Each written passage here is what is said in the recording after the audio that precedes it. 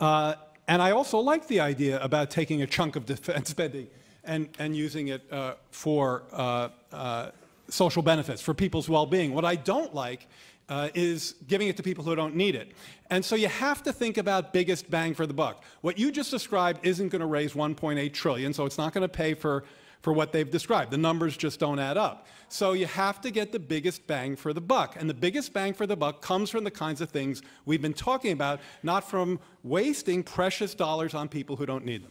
Charles, would you like to respond to that? I think that if we're going to talk about budgets, we better look at trend lines, because I think the statement is the safety net of the future, and if you play out the trend lines for the costs of Social Security and welfare programs, I'll tell you what happened when I did the book In Our Hands back in 2006.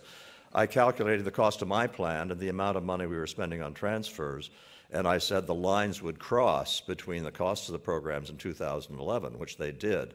The point is right now that a basic income, you can predict demographically pretty much exactly what it's going to cost you, and it's going to be a very shallow slope. What we're looking at with the other entitlement programs are very steep rises.